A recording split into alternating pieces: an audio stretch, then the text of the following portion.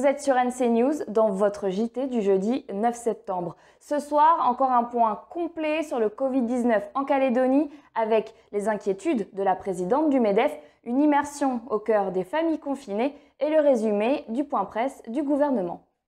Et donc, comme promis, voyons ensemble l'essentiel du point presse quotidien du gouvernement, nombre de cas positifs et appel aux volontaires du milieu médical, le point avec Titouan Moelle. Comme prévu, le nombre de cas positifs s'envole. En début d'après-midi, le gouvernement faisait état de 66 patients positifs, dont 7 en réanimation. Un chiffre qui évolue d'heure en heure compte tenu de l'ampleur de la contamination. En effet, plus d'une dizaine de clusters répartis sur toute la Grande Terre et dans les îles Loyauté ont pour le moment été identifiés, en plus d'autres cas isolés. Dans ce contexte et face aux besoins engendrés par la campagne de vaccination en cours, Yannick Slamette, le porte-parole du gouvernement, a lancé un appel à tous les professionnels de santé disponibles et volontaires, retraités, dentistes, vétérinaires, techniciens de laboratoire, etc., à se manifester afin de renforcer les effectifs pour la vaccination. Une manière de constituer une sorte de réserve sanitaire locale, dont le but pourrait être de prendre le relais des professionnels de santé qui seront redéployés dans le secteur hospitalier afin de pallier à une très probable flambée des cas.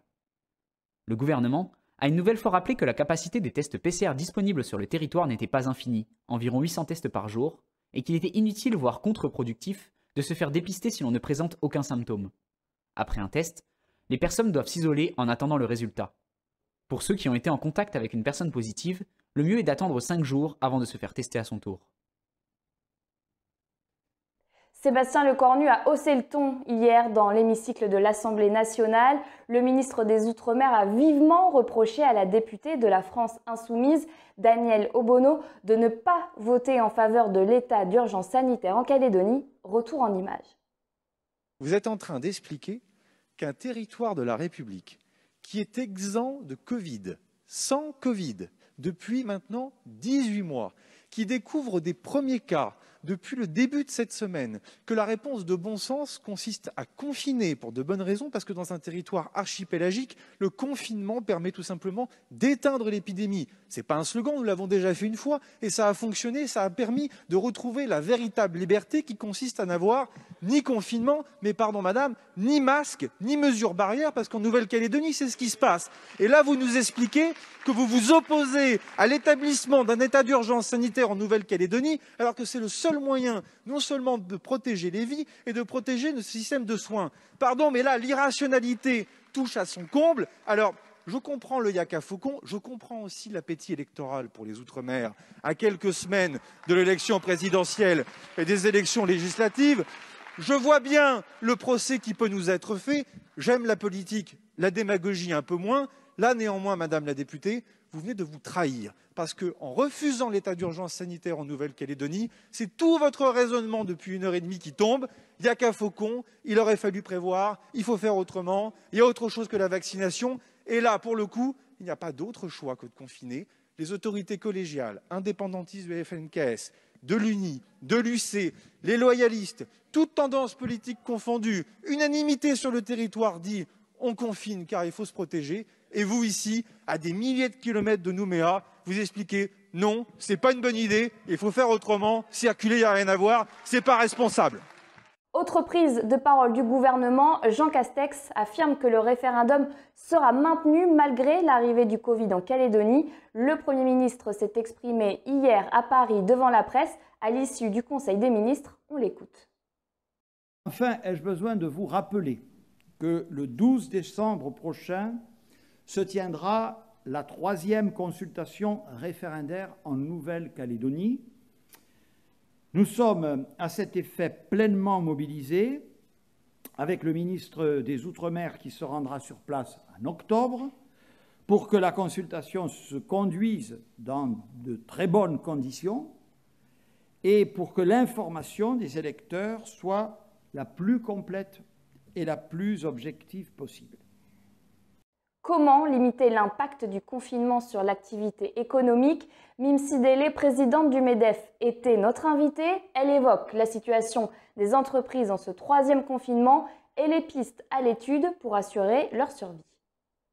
Vous avez adressé hier un courrier au gouvernement qui demandait la réouverture de tous les commerces et fournisseurs de services équipés en moyens de distanciation. Pourquoi cette demande? Alors, Ce premier arrêté a été pris au moment où on pensait encore pouvoir contenir la vague épidémique. Donc ça pouvait se comprendre, ça avait fonctionné sur les 2 premiers confinements. Hier, lors de la conférence de presse du gouvernement, Thierry de Grélan a dit de façon très claire que le statut Covid-free de la Nouvelle-Calédonie n'était probablement plus atteignable. Donc nous, aujourd'hui, notre demande, c'est de dire, bon, puisqu'il faut vivre avec, eh bien allons-y, d'autant plus que les commerces sont en capacité d'accueillir de façon sécurisée leurs clients et leur personnel, et que, eh bien, il y a une grande inéquité de traitement entre commerçants, puisque certains commerces restent ouverts, soi-disant essentiels, mais en vendant en fait des produits non essentiels, alors que d'autres commerces dits spécialisés doivent fermer leurs portes. Donc il y a une grosse distorsion de concurrence, et nous considérons que, compte tenu du statut de l'épidémie, nous pourrions poursuivre nos activités en sécurité, mais de façon beaucoup plus large. Quel accueil du gouvernement par rapport à ces propositions? Est-ce que vous avez déjà eu des réponses? Oui, c'est clairement à l'étude. De toute façon, il y a effectivement cette première période de confinement de 15 jours qui est envisagée, qui nous permet quand même d'évaluer le statut de l'épidémie, donc on le respecte. Mais à l'issue de cette période, il est envisagé clairement des aménagements au confinement. Donc nous y travaillons avec le gouvernement actuellement. Donc finalement, cette fin du Covid-free, c'est un peu finalement une opportunité nouvelle pour les entreprises aussi de voir éventuellement peut-être réouvrir les frontières si ça nous y amène? Mais je crois que c'est une étape pour la Nouvelle-Calédonie de façon générale et pas uniquement pour les entreprises. Nous devons en effet apprendre à vivre collectivement avec le virus. Ça veut dire changer nos habitudes, nos façons de faire, que ce soit dans l'entreprise ou à l'extérieur. Je dirais que c'est un projet qui concerne, enfin un projet, c'est une étape qui concerne absolument tous les Calédoniens et c'est de façon solidaire que nous pourrons la franchir le mieux possible. L'IEOM met les points sur les i et rappelle aux commerçants qu'ils sont tous tenus d'accepter les anciennes pièces jusqu'au 31 mai 2022. L'Institut d'émission d'outre-mer qui réagit donc après avoir été informé de pratiques illégales. Pour rappel, le refus de pièces ayant cours légal est puni par la loi. Télétravail, répartition des tâches domestiques, continuité pédagogique pour les enfants. Les familles calédoniennes doivent une nouvelle fois s'organiser face au 3e confinement. Immersion au cœur des foyers avec Beryl Ziegler. Pas toujours simple de s'organiser en famille face au confinement. Malgré l'expérience des 2 premiers, ce 3e confinement reste un sacré casse-tête à gérer pour les parents. Notamment ceux qui ont des enfants en bas âge dont les crèches et écoles sont fermées. Depuis 3 jours, la vie de cette famille nombreuse est loin d'être de tout repos. Le matin, je m'occupe des enfants. L'après-midi, c'est le papa qui prend le relais.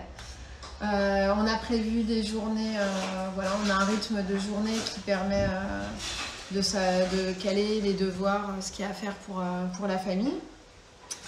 Et puis, ouais, chacun est habitué, hein, c'est quand même plus facile la 3e fois. On a pas mal d'activités qu'on a accumulées. Donc, on a acheté un badminton au premier confinement, ping-pong à la 2e. Voilà, petit à petit, on est de mieux en mieux équipés pour tout gérer à la maison. La famille a adopté un planning type quotidien. Devoirs et tâches domestiques le matin, sport l'après-midi. Ça rythme la journée, ça limite un peu les disputes. Ils sont quand même 4, donc sinon ça peut un peu vite monter. Un planning plus ou moins respecté qui n'empêche pas les bêtises des plus jeunes. Qu'est-ce que tu fais, monsieur Bêtise? Hein? Tu ranges ça, hein? Il y a aussi une boîte à idées pour ceux qui s'ennuieraient. Qu'est-ce qu'on peut faire quand on est tout seul? Qu'est-ce qu'on peut faire quand on est à plusieurs? Pour éviter la question maman, je m'ennuie, qu'est-ce que je peux faire? Voilà, donc avec tout ça, normalement, ça devrait bien se passer. Puis 2 semaines, si réellement c'est ça, c'est pas mal. Pour pouvoir continuer à travailler, certains couples n'ont pas eu d'autre choix que d'embaucher une nounou à la dernière minute. Un surcoût, hélas, à leur charge. Cette mère de 3 enfants, elle, télétravaille la moitié de la journée pour surveiller sa progéniture. Ce qu'on a vu avec notre responsable, c'est qu'on allait être en télétravail ou en présentiel, un peu en fonction des besoins. Donc moi, pour gérer les enfants, faire les devoirs, tout ça le matin, je suis plutôt en télétravail. Et puis l'après-midi, je serai en présentiel. On a gardé en plus un ami qui va rester avec nous la période du confinement. Ça s'organise plutôt bien. On est un peu en déménagement aussi parce qu'on part en métropole, mais sinon, on fait pour le mieux. Pour le mieux, entre préparation des repas, ménage, devoirs, écran et activités physiques, afin de maintenir une ambiance sereine à la maison et d'éviter de prendre trop de retard scolairement. Un rythme qui convient plus ou moins aux enfants. Je préférais le collège. J'aurais bien voulu qu'il n'y ait pas le confinement, mais ça me repose un peu. Certains, comme ce papa, y voient cependant l'opportunité de passer un bon moment en famille. Et on va finir ce journal par une touche d'humour vue sur les réseaux sociaux.